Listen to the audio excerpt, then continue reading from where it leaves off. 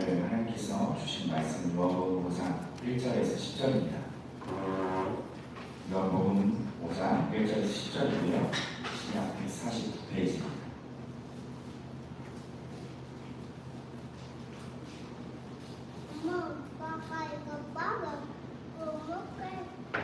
이 말씀도요 한 절씩 함께 교독하도록 하겠습니다. 그 후에 유대인의 명절을 위하여 예수께서 예루살렘에 올라가십니다. 예루살렘에 양양 곁에 이브리 말로 베스다라는 곳이 있는데 거기에 행각 다시를 펴주셨고 그 안에 많은 병자, 맹인, 다리 저는 사람, 혈기 많은 사람들이 누워 물의 움직임을 기다리니 이는 전사가 가끔 곳에 내려가 물을 움직이게 하는데 움직이는 데 먼저 들어가는 자는 어떤 분이 걸렸든지 낫게 되리라. 거기 38해 된 병자가 있더라. 예수께서 물을 웃어주시고 병이 일어서 일어나시고 이르시되 내가 낫고자 하느냐. 병자가 대답하되 주여 물이 움직일 때에 나를 못에 넣어주는 사람이 없어. 내가 가는 동안에 가는 사람이 먼저 내려오리라. 예수께서 이르시되 일어나 내 자리를 들고 걸어가라 하시니 그 사람이 곧 나와서 자리를 들고 걸어가니라. 이날은 안식일이니 유대인들이 병나 사람에게 이르되 안식일인데 내가 자리를 들고 가라고 하시고 그렇지 아니하니라. 아멘. 아멘. 반갑습니다. 너무 자주 뵈니까 좋습니다. 오늘 말씀의 제목은요 치유하시는 하나님이에요. 치유하시는 하나님. 하나님께서 수련의 그 주제를 주셨는데 치유하시는 하나님의 주제를 주셨습니다. 그렇죠? 그러면 이 말씀은 이 주제는요 반드시 우리에게 이루어집니다. 우리의 어떠함과 상관없이 하나님께서 결정하셨고 하나님께서 하기로 마음 먹었기 때문에 이건 누구도 거스를 수 없는 일입니다. 하나님의 치유는 분명 우리에게 이루어질 수 있습니다. 아멘. 우리 한 번 더 우리 역사를 인사했으면 좋겠는데요. 치유하시는 하나님을 기대합시다. 치유하시는 하나님을 기대합시다. 치유하시는 하나님을 반드시 꼭 기대합시다. 여기 있는 한 사람 한 사람 여기 말씀드렸듯이 치유하시는 하나님을 보게 될 것입니다. 예, 저걸레가 원합니다. 하나님이 오셨어요. 하나님의 이제 사모했으면 좋겠어요. 주님이 우리와 함께 하시고 주님 갈망하십니다. 사랑하는 초대교회 성도님들에게 먼저 이런 질문을 드리고 싶어요. 오늘도 하나님은 여러분의 어떤 부분을 치유하고 싶으실까요? 혹시 이 주제를 딱 듣고 나서 수련에 대해서 한번 생각해 보셨어요? 하나님은 나에게 어떠한 부분을 치유하고 싶으셔서 치유하시는 하나님을 나에게 보여주기를 원하십니다. 그리고 또 하나 우리 입장에서요. 여러분은 하나님께 자신의 어떤 부분을 치유받기를 원하세요? 분명히 치유하시는 하나님이 그 주제를 정하셨다고 하면 내가 치유받아야 할 어떤 부분이 하나님을 보고 계시는구나. 또한 어떤 사람은 알고 있을 겁니다. 내가 이 부분을 치유받기를 원합니다. 이 부분을 치유받기를 원합니다. 하지만 이 주제가 있음에도 불구하고 내가 무슨 치유를 받아야 할까 지금 모르고 있다면 하나님 알려주십시오. 내가 하나님 관계 가운데서 어떠한 부분이 치유를 받아야 되는지 하나님 알고 그 수련의 자리에 참여할 수 있도록 우리를 인도하여 주십시오 하고 여러분 갈망하시고 간구하셔야 합니다. 제가 오늘 맨날 좀 있으라가요 처음으로 아이들을 한번 써봤어요. 굉장히 익숙하지가 않습니다. 처음이에요.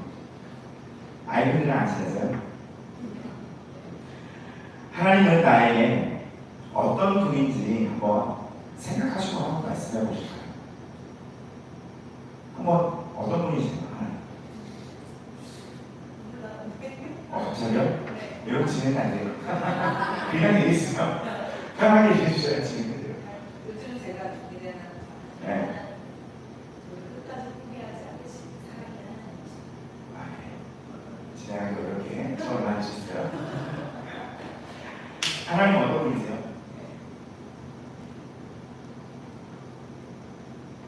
참 친한 친구 같은 지나치고 마음을 나는 제 소리를 더 얼굴에 만들어가고 하십니다. 치료하시면 아멘. 네, 아멘. 또 어떠세요? 그냥 생각으로 딱 나오는 하나님 알아주시잖아요. 저희는 좀 수준이 너무 높아서 또 신학수 선생님은 많이 참아주신 하나님 그러십니다. 참 괜히 질문했나 싶을 정도로 다들 하나님과 친밀하세요. 한번 눈을 감아주시면 감사하겠습니다. 오늘 좀 부탁드리는 요구가 좀 많은데요. 이제는요 내 속이 깊은 곳에 나에게 한번 물어보는 거예요. 진짜 돌아라 해서라 너의 하나님은 누구나. 우리가 지금 이렇게 진실되고 그러겠지만 여러분 안에서 올라오는 하나님은 누구십니까?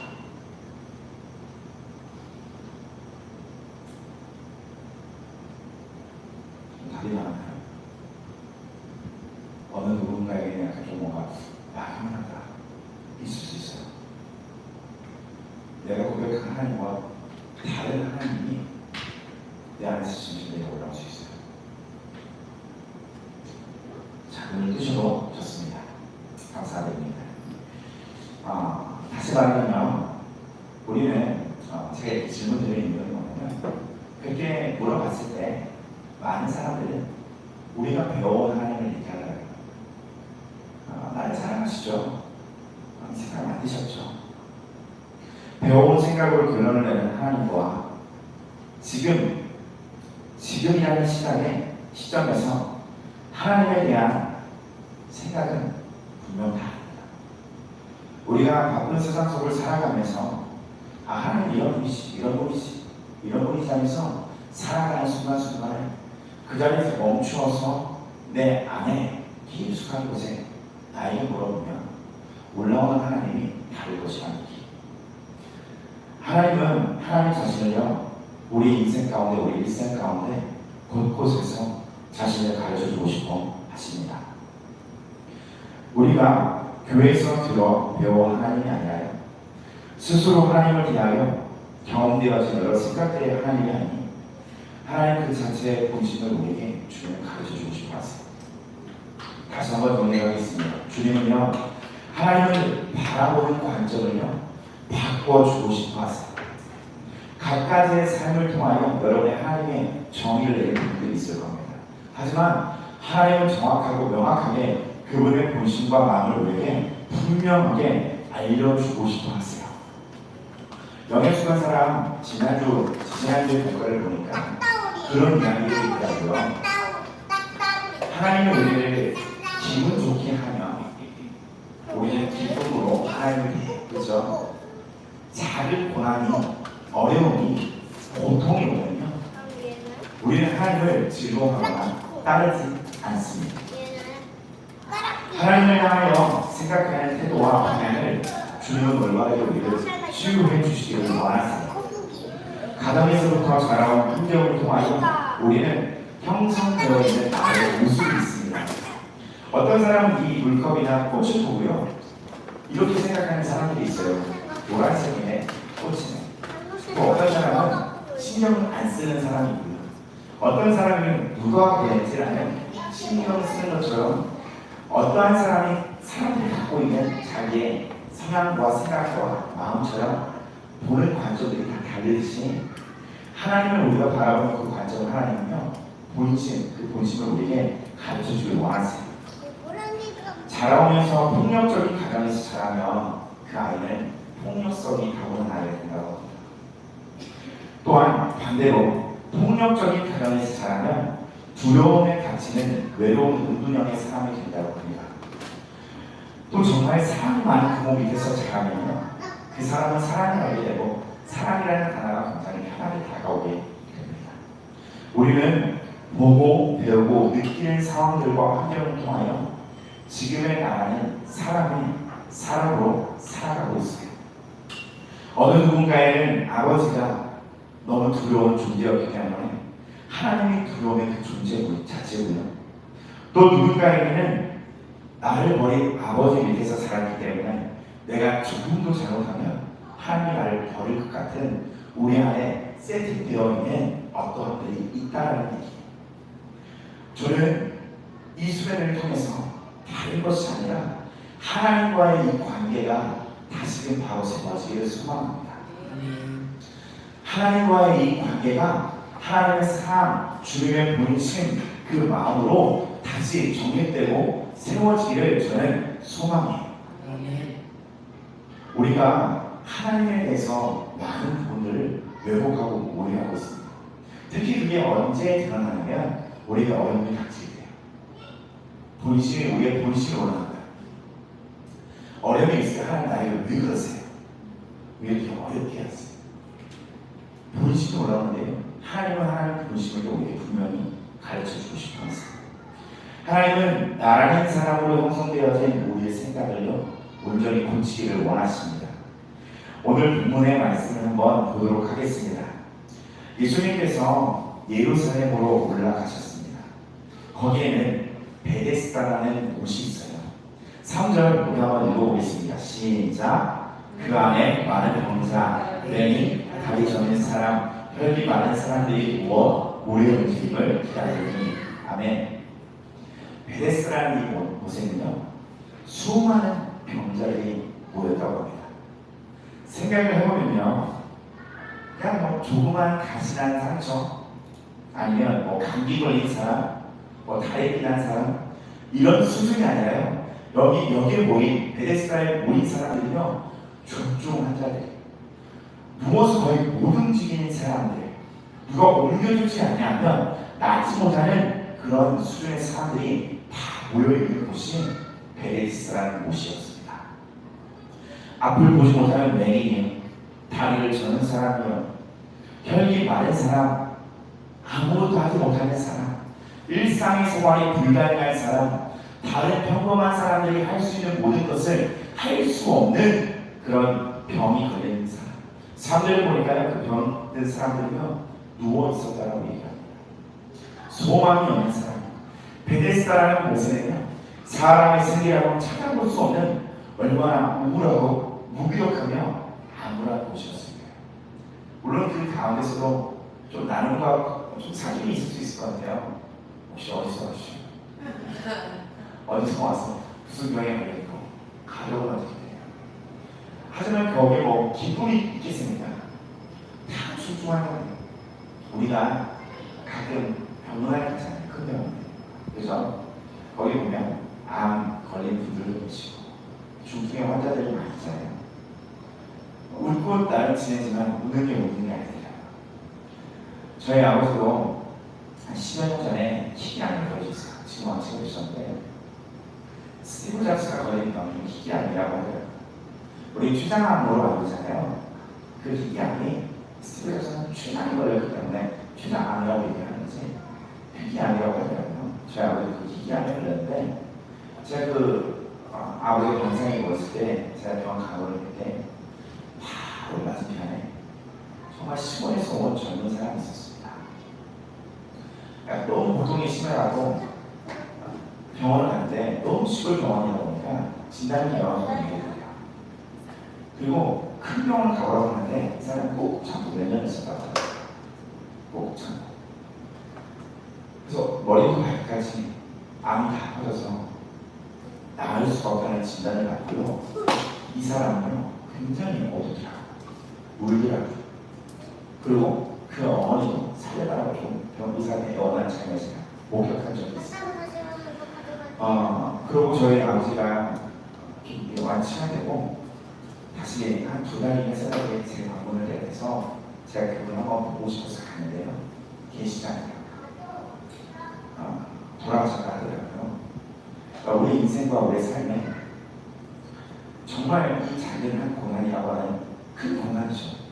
그 질병, 이 질병이 찾아오면 그 사람뿐만 아니라 그 가족까지도 암흑과 무기력과 그 어둠 가운데 갇히게 되는데요. 이 베데스다라는 곳에는요 그런 사람들이 가득했던 곳이에요. 세상이 포기한 세상의 의술로 치료하지 못하는 곳, 세상이 고치지 못하는 중증 환자들이 다 모이는 곳, 그들에게 기다리는 것은 사망이라는 죽음이었습니다.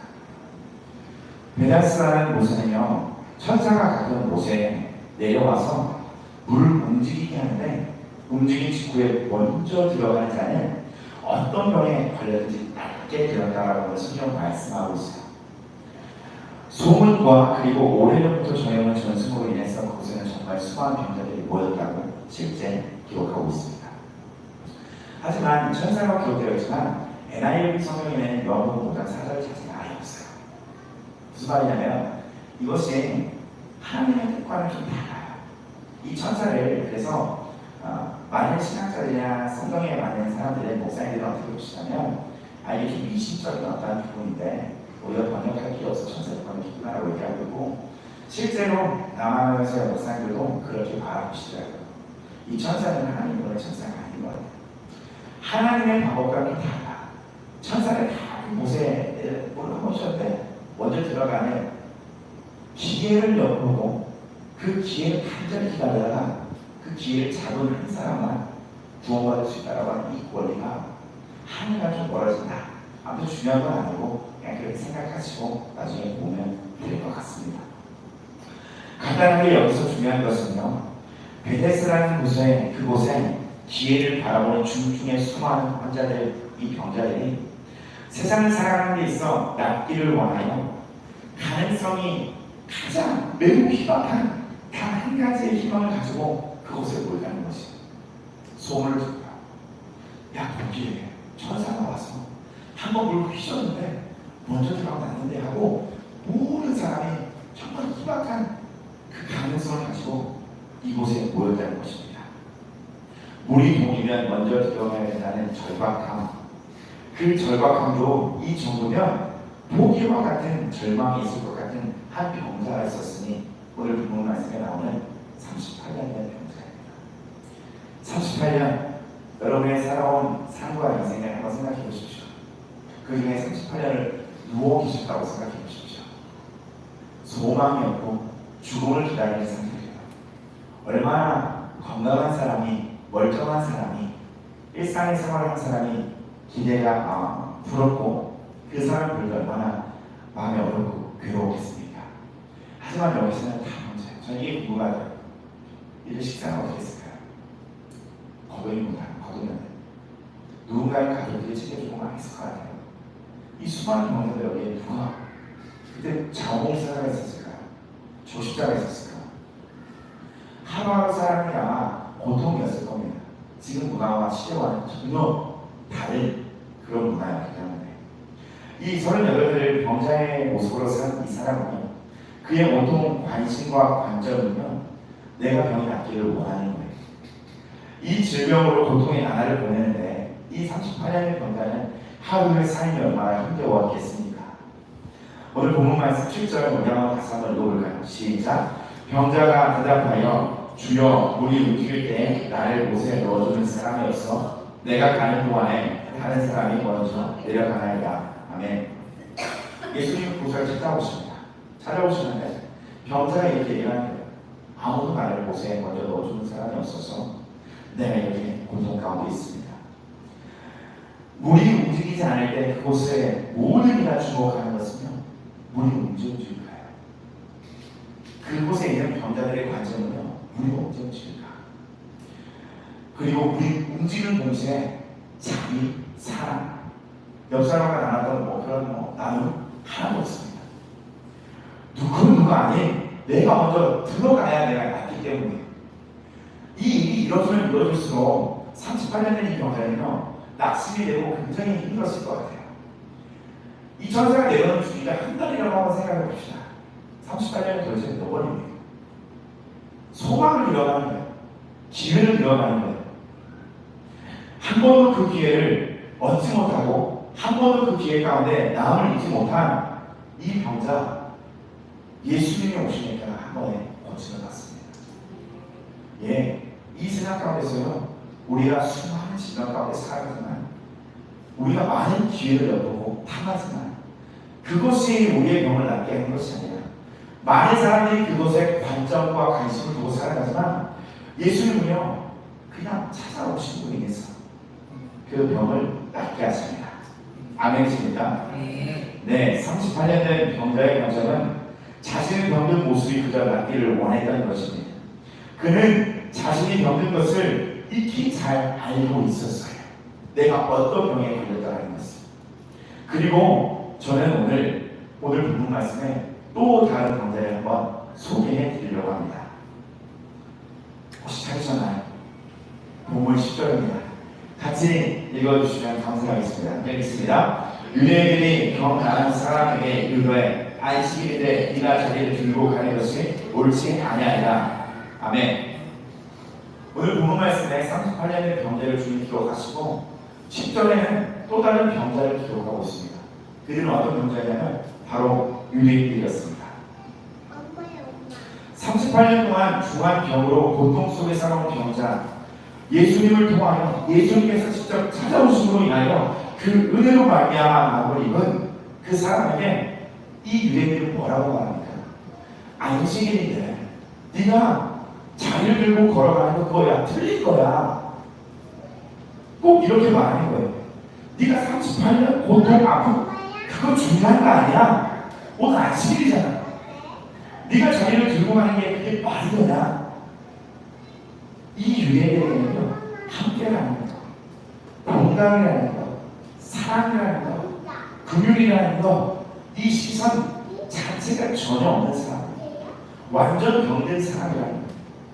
유대인들에게는 그 무엇보다도 율법을 지키는 것이 무엇보다 중요한 거예요. 본문의 두 부류의 종류의 관점이 전혀 다릅니다. 한 부류는요 자신의 병을 알지만 낫기를 원하나 고통 속에 살아가는 한 부류고요. 한 부류는 하나님에 대해서 자기가 가지고 있는 생각과 관점이 옳다 하며 그릇된 신앙의 모습을 가지고 있는 이 두 부류의 병자를 우리에게 보여주고 있습니다. 네, 다 병들었습니다. 이 세상을 살아가고 있는 모든 인은요 다 병들었습니다. 왜요?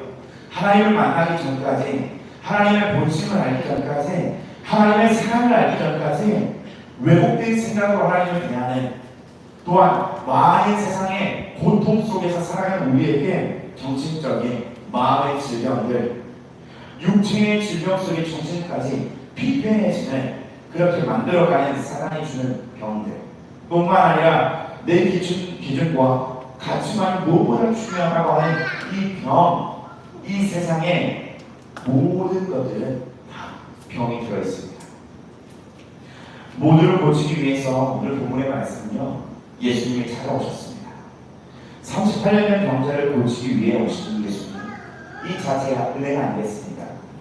저는 그렇게 생각합니다. 치유하시는 하나님, 이것은요 금요일에 말씀드린 것처럼 강권하시는 하나님의 사랑, 그분이 직접 찾아오셔서 나를 사랑한다고 알려주시며 하나님에 대한 그 관점을 온전히 바꾸실 그 주님만 기대하고 소망했으면 좋겠습니다. 또한 예수님은 유대인들의 생각과 가치관 또한 고쳐주고 싶어 하셨습니다. 38년 된 병자를 찾아간 날이 안식일이었습니다. 하지만 그들 모두가 그 안식일에 고침을 받았다는 것은 아닙니다. 요한복음 5장 15절 16절 한번 같이 읽겠습니다. 요한복음 5장 오늘 본 말씀 뒤에 15절 16절입니다. 같이 읽겠습니다. 시작. 그 사람이 유대인들에게 가서 자기를 고치기는 예수가 아니라 그러므로 안식일에 이러한 일을 행하신다 하며 유대인들이 예수를 박해하게 했습니다. 이 유대인들이 가서 이 38년의 병자가 얘기하는 거예요. 나 예수를 고쳤다.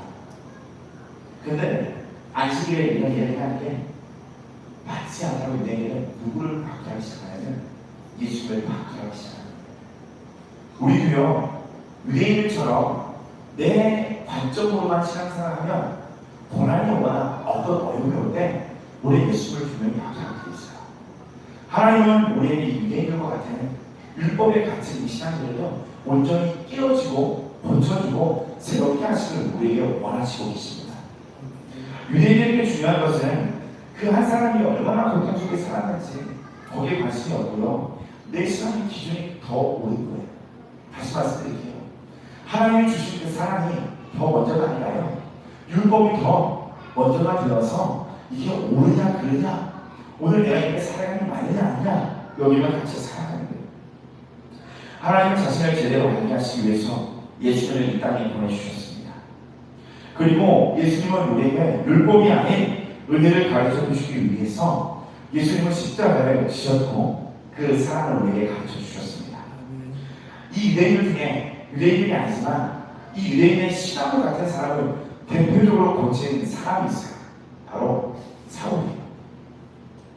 바울입니다. 사도행전 6장에 보면 사울이라는 그 이름을 바울로 바꿔주신 예수님과의 만남이 그 기록되어 있습니다. 사울이라는 이 사람 굉장히 대단합니다. 그의 집안을 통하여 배운 것은요, 율법이에요. 예수님을 믿고 따르는 자들에게 위협과 사기가 굉장히 대단했습니다. 목숨 걸고 그 율법을 지켜나가는 거예요. 율법대로 하나님을 따르지 아니하고 예수를 따라가는 자, 그 자를요 목에다가 그냥 잡아놓고 때리고 죽이기까지 일삼는 이 사울, 우리가 잘 알듯이 사도행전 9장에 다메섹에서 예수님을 만나게 됩니다. 한번 찾아볼까요? 사도행전 9장 3절에서 5절입니다.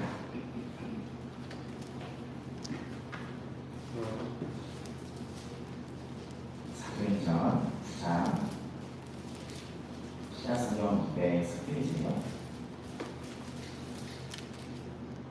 9장 3절에서 5절입니다.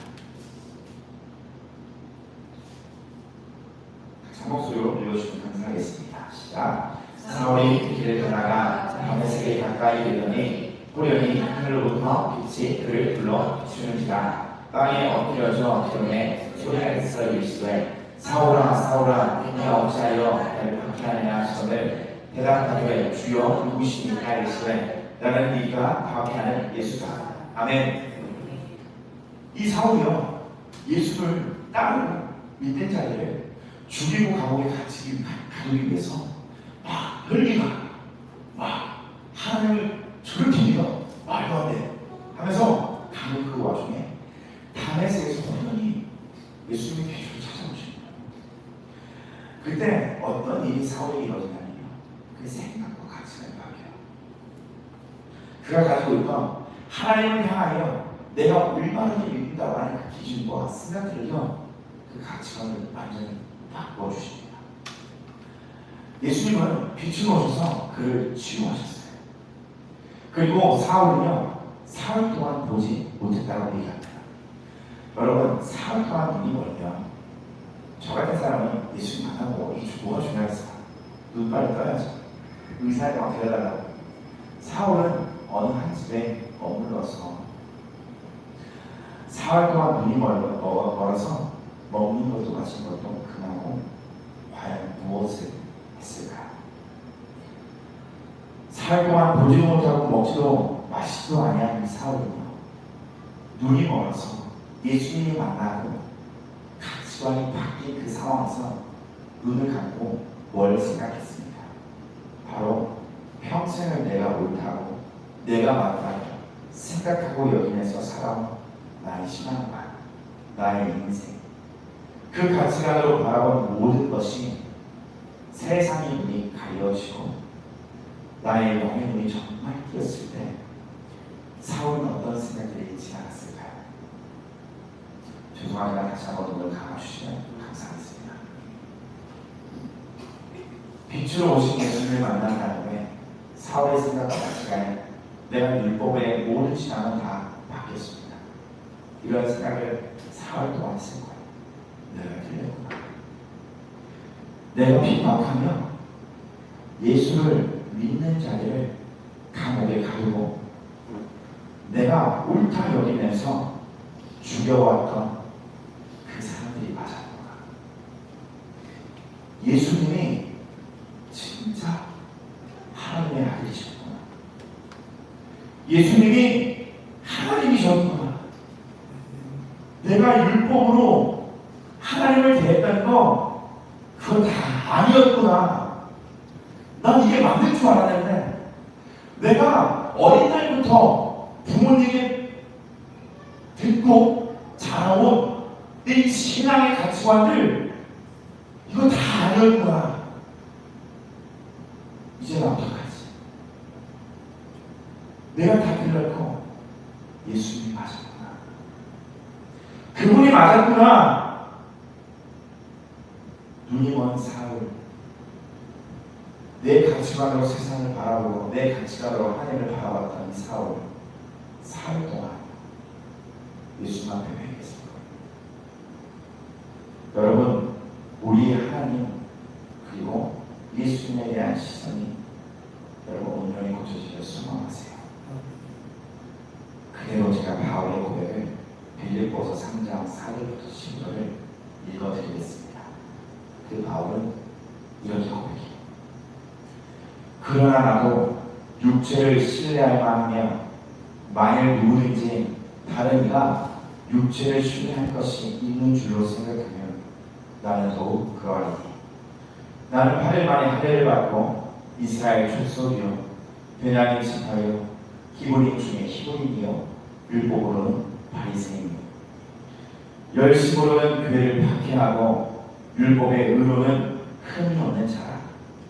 그러나 무엇이든지 내게 유익하는 것을 내가 그리스도를 위하여 다 해로 여길 뿐더러 또한 모든 것을 해로 여기면 내 주 그리스도 예수를 아는 지식이 가장 고상하기 때문이라.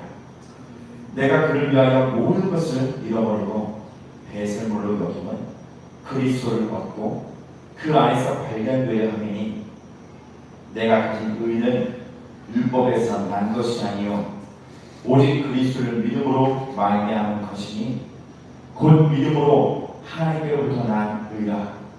내가 그리스도와 그 부활의 권능과 그 고난의 참여함을 알고자 하여 그의 죽으심을 분받아 어떻게 해서든지 죽은 자 가운데서 부활에 이르려 하노니 내가 이미 얻었다 함도 아니요 온전히 이루었다 함도 아니라 오직 내가 그리스도 예수께 잡힌 바 되는 것을 그것을 잡으려고 달려가노라. 형제들아 나는 아직 내가 잡은 줄로 여기지 아니하고 오직 한 일 즉 뒤에 있는 것은 잊어버리고 앞에 있는 것을 잡으려고 표대를 향하여 그리스도 예수 안에서 하나님이 위에서 부르신 부름의 상을 위하여 달려가노라. 아멘. 그대로 눈을 감고요. 하나님께서 치유받은 모습을 보여주는 바울의 고백, 그것을 말씀으로 기록되어 있습니다. 바울이 이렇게 고백하고 있는 거예요. 내가 다 틀렸구나. 내가 하나님을 향한 생각, 가치관 그게 다 아니고 예수님만이 옳고 예수님만이 정답이셨구나. 주님, 나를 그렇게 인도하여 주십시오. 나를 그렇게 새롭게 고쳐주십시오.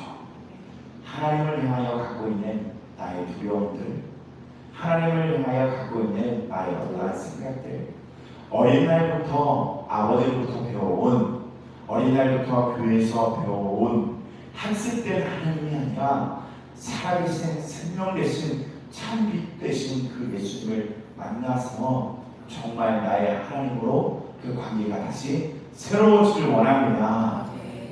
우리 함께 보여주시나 찬양하면서 그렇게 고백하며